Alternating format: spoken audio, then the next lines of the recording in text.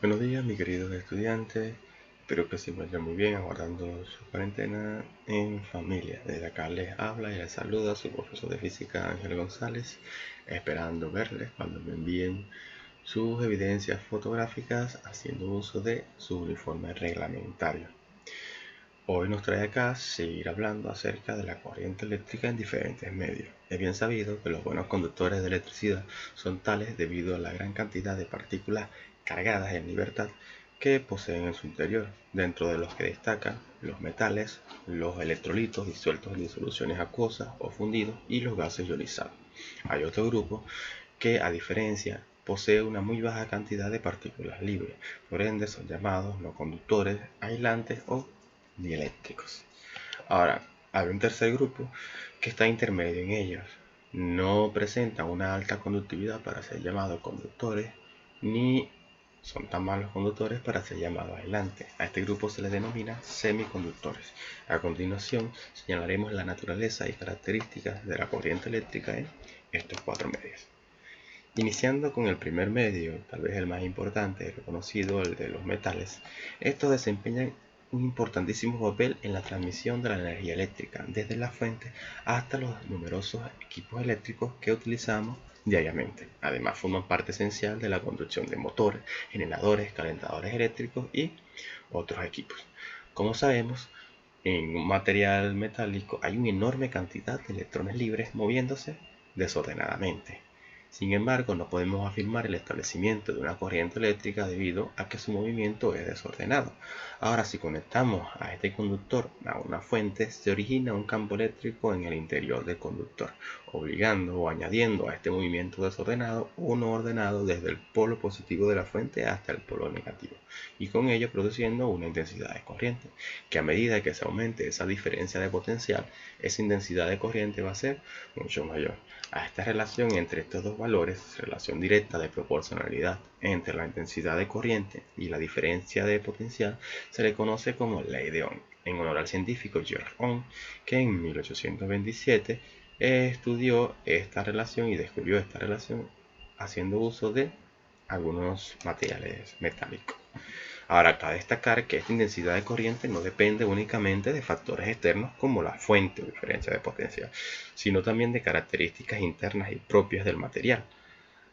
A esto se le conoce como resistencia eléctrica, que representa una medida de oposición al establecimiento de una corriente eléctrica en el material conductor. La resistencia eléctrica, si la despejamos de esta expresión, me quedaría que diferencias de potencial entre intensidad de corriente. Evaluando esto dimensionalmente, diferencia de potencial queda expresada en voltios, intensidad de corriente queda expresada en amperes, de modo que la resistencia quedaría voltios sobre amperes, como observamos acá. Esta unidad abreviada recibió el nombre de ohm, ya sabemos en honor a quién, y se simboliza con la letra mayúscula griega omega, esta que observamos acá. La ley de Ohm cabe destacar que se cumple si y solo si R permanece constante. La mayoría de los dispositivos no cumplen con esta característica. Sin embargo, esta ley es aplicable y extendible a varios dispositivos. Los dispositivos que cumplen con esta característica se conocen como dispositivos óhmicos y a los que no como dispositivos no óhmicos. Aquí vemos una comparación rápida acerca de las características vodampéricas de un conductor metálico y la de un diodo semiconductor. Observamos que un conductor metálico que cumple con la ley de Ohm, a medida que aumenta su diferencia de potencial, en esa misma medida aumenta su intensidad de corriente. Pero en un diodo semiconductor que no cumple con esta ley, vemos que la intensidad de corriente permanece relativamente constante a medida que avanza la diferencia de potencial, pero llega a un punto donde empieza a crecer de forma exponencial. Veamos un ejemplo de aplicación de esta ley de Ohm.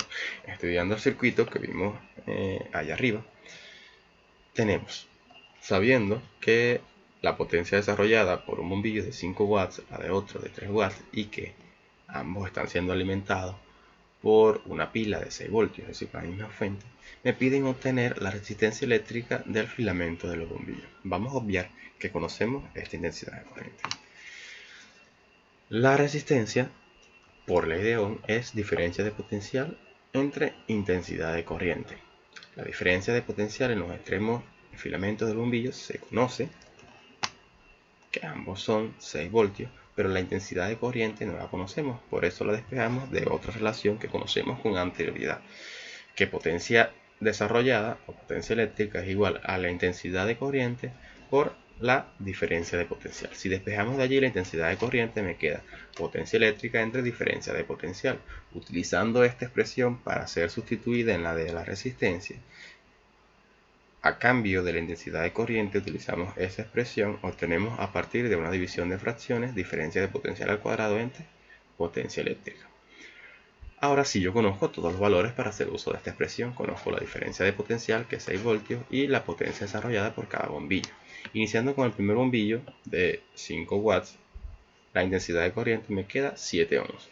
Y en el de 3 watts, haciendo uso de la misma diferencia de potencial, porque están conectados, repito, a la misma fuente, pero cambiando la potencia desarrollada me da 12 ohms. Si observamos, en el bombillo de menor potencia la resistencia es mucho mayor. En contraparte a lo que pudiéramos imaginar, mientras mayor es la resistencia eléctrica de un material, más difícil o menor va a ser la intensidad de corriente y la potencia desarrollada por o en el dispositivo. Ahora, esta resistencia eléctrica de la que tanto hablamos, ¿de qué factores depende? Si imaginamos dos alambres del mismo material, en ambos casos se le conecta una misma diferencia de potencial, pero en un caso tenemos un alambre con una longitud mucho mayor que otro. Si aplicamos la misma diferencia de potencial, el campo eléctrico desarrollado en el alambre de menor longitud es mayor que en el de menor longitud, ya que se encuentran los polos mucho más separados. Y si el campo eléctrico es mucho menor en el de mayor longitud, también la intensidad de corriente lo será, recordando siempre la relación de resistencia igual a diferencia de potencial entre intensidad de corriente. Si tiene un valor más bajo, entonces la resistencia va a dar un valor mayor. Por ejemplo, si P vale 10 y yo lo divido entre 5, eso me da 2. Pero si B sigue valiendo 10 y yo lo divido entre un número menor, por ejemplo 2, eso me da 5. Es decir, en el segundo caso, utilizando un menor valor de denominador, la resistencia me da mucho mayor. Lo que me permite afirmar que mientras mayor es la longitud, mayor va a ser la resistencia del material. Es lógico si lo ilustramos y lo comparamos con una carretera. Me gusta mucho hacer este ejemplo.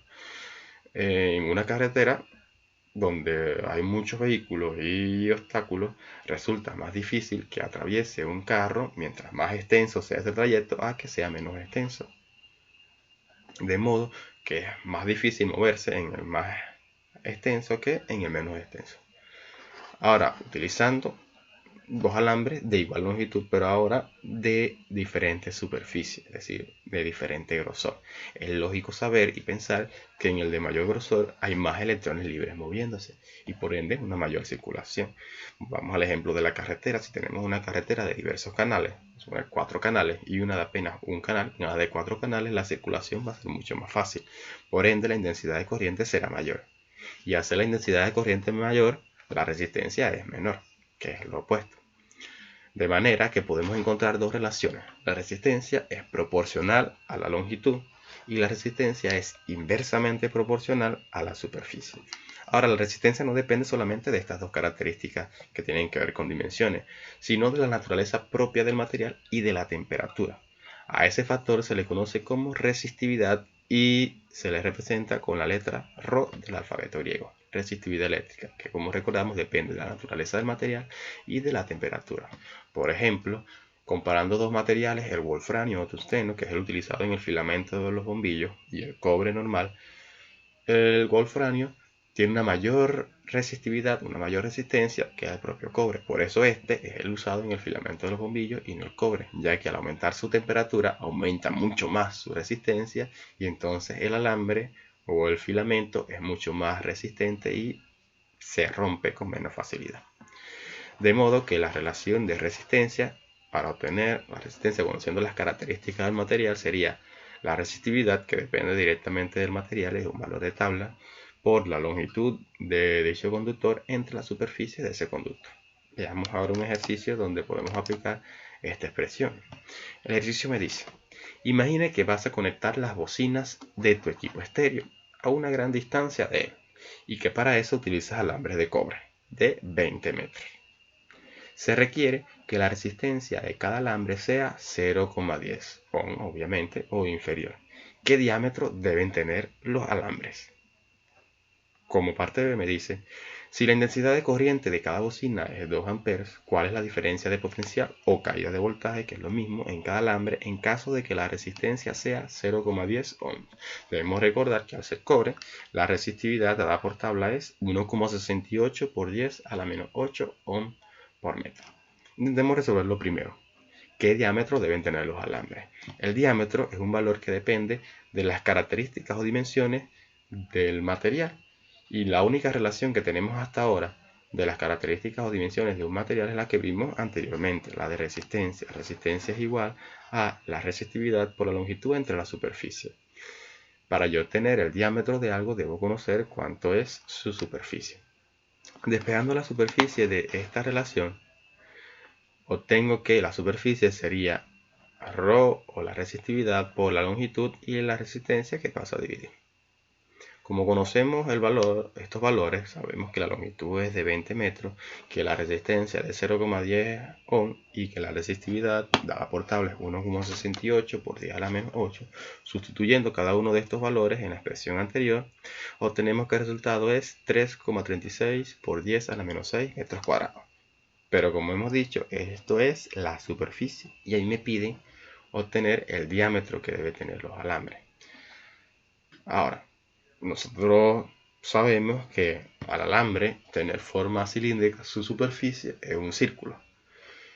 Y la superficie de un círculo es algo conocido. La superficie de un círculo viene dada por pi por el diámetro dividido entre 2 al cuadrado. Resolviendo o despejando este diámetro, sabemos que pi al estar multiplicando pasaría a dividir la potencia cuadrada, pasa al otro lado en forma de raíz cuadrada, y el 2 que está dividiendo pasa a multiplicar. De manera que me queda que el diámetro es igual a 2 por la raíz cuadrada de la superficie entre pi. Sustituyendo los valores, que todos los conocemos, la superficie que acabamos de obtener y pi, que es un valor constante, tenemos que eso me da 2,1 por 10 a la menos 3 metros, que es lo mismo a 2,1 milímetros. Y de esa manera obtenemos el diámetro del alambre. Ahora la otra pregunta de la parte B me dice ¿cuál es la diferencia de potencial o caída de voltaje? Utilizando la ley de Ohm que vimos al principio, la intensidad de corriente es voltios o diferencia de potencial sobre resistencia. Despejando la diferencia de potencial me queda diferencia de potencial es R por I. R que es la resistencia, que es 0,10 ohm, y sustituimos I, que es 2 amperes. Multiplicando esto tenemos 0,20 voltios. La caída de voltaje es 0,20 voltios. Y el diámetro del alambre es 2,1 milímetros.